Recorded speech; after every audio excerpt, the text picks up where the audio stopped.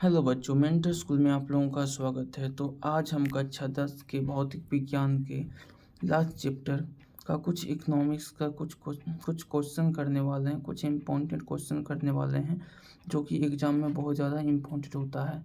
तो अभी तक अगर मेंटर स्कूल चैनल से ज्वाइन नहीं हो तो ज्वाइन कर लीजिए, सब्सक्राइब कर लीजिए। तो नोट्स पाने के लिए इस टेलीग्राम चैनल को ज्वाइन कर लीजिए। तो आपकी कीमती समय को बर्बाद ना करते हुए हम अभी स्टार्ट करते हैं इस चैप्टर को। तो चैप्टर का नाम है विद्युत चुम्बकीय प्रेरण और विद्युत धारा। तो पहला चैप्टर है विद्युत चुम्बकीय प्रेरण की खोज किसने की थी? फराडे ने। विद्युत चुम्बकीय प्रेरण का मतलब है बदलते चुम्बकीय क्षेत्र की धारा उत्पन्न होना। प्रेरित धारा किसी दिशा में ज्ञात किया जाता है? लेंज के नियम। लेंज के नियम किस नियम का पालन करता है? ऊर्जा संरक्षण के नियम।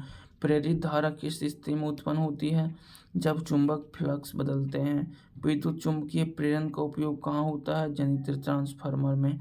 यदि चुंबक का उत्तरी ध्रुव क्लाइन के ओर ले जाया जाए तो धारा विपरीत दिशा में उत्पन्न होती है। यदि चुंबक को तेजी से लाया जाए तो प्रेरित धारा अधिक होती है। फ्लेमिंग के दाएं हाथ का नियम का उपयोग होता है जनित्र एवं धारा की दिशा को जानने के लिए। फ्लेमिंग का बाएं हाथ का नियम का उपयोग होता है मोटर में बल की दिशा जानने के लिए। जनित्र किस ऊर्जा में किस में बदलता है? यांत्रिक ऊर्जा में विद्युत ऊर्जा में। विद्युत मोटर की दिशा ऊर्जा में किस में बदलती है? विद्युत ऊर्जा से यांत्रिक ऊर्जा में। विद्युत मोटर का मुख्य भाग है आर्मेचर। जनित्र में कुंडलित दिशा में घूमती है चुंबकीय क्षेत्र। अगला क्वेश्चन है स्थिर दिशा में धारा डीसी होता है। घरेलू बिजली किस प्रकार का धारा होता है? एसी। भारत में एसी की आवृत्ति होती है 50 हर्ट्ज तक। चुंबकीय क्षेत्र का ऐसा यूनिट टेस्ला होता है। चुंबकीय फ्लक्स को दर्शाते हैं फाई। ट्रांसफार्मर किस पर कार्य करता है? विद्युत चुम्बकीय प्रेरण पर। ट्रांसफार्मर में धारा होता है एसी। ट्रांसफार्मर डीसी पर काम क्यों नहीं करता? डीसी में फ्लक्स परिवर्तन नहीं होता है। अगला क्वेश्चन ट्रांसफर के दो कुंडल प्राथमिक और द्वितीयक हैं। वोल्टेज बढ़ाने वाला ट्रांसफर स्टेप ट्रांसफार्मर होता है।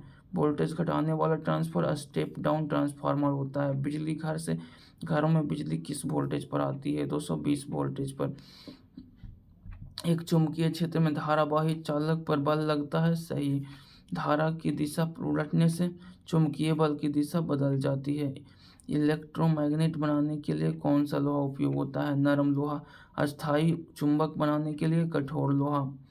अगला क्वेश्चन है विद्युत घंटी किस सिद्धांत पर कार्य करती है? विद्युत चुंबकत्व। एमआरआई मशीन कहाँ उपयोग होती है? अस्पतालों में। एमआरआई का पूर्ण रूप मैग्नेटिक रेजोनेंस इमेजिंग होता है। ट्रांसफार्मर की दक्षता अधिक करने के लिए कोर किसने बनवाया? पतले लोहे की चादर। अगला क्वेश्चन दाहिना हाथ का नियम किसके लिए होता है? प्रेरित धारा की दिशा के लिए। कंडक्टर के चुंबक क्षेत्र हिलाने से ईएमएफ उत्पन्न होता है। ईएमएफ का पूर्ण नाम इलेक्ट्रोमोटिव फोर्स होता है।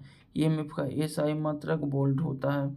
विद्युत शक्ति का पोषण में कौन सी धारा उपयोग होती है? एसी। माइकल फराडे को कहा जाता है विद्युत चुम्बकीय प्रेरण का जनक। चुम्बकीय क्षेत्र रेखा कहाँ घनी होती है? ध्रुवों पर। डीसी मोटर में किसका उपयोग होता है? कंप्यूटरेट का। एसी जनित्र में किसका उपयोग होता है? स्लिप रिंग का। विद्युत धारा की शक्ति किससे निर्धारित होती है? धारा की मात्रा और कुंडलित की संख्या से। चुंबकीय बल को अभिव्यक्त का नियम फ्लेमिंग के बाएं हाथ का नियम। जनित्र का उपयोग कहाँ होता है? बिजली पैदा करने में। और लास्ट क्वेश्चन है मोटर का उपयोग कहाँ होता है? पंखा, मिक्सर आदि में। एमआरआई मशीन क्या नहीं होता है? एक्सरे किरण। चुंबकीय क्षेत्र किसके चारों ओर बनाया जाता है? धारावाही चालक के चारों ओर। तो यही था 50 क्वेश्चन। अगर अभी तक आप लोग यूट्यूब पर देख रहे हैं तो सब्सक्राइब कर लीजिए ताकि ऐसे वीडियो आपके आसपास आते रहे और लाइक कर लीजिए। धन्यवाद।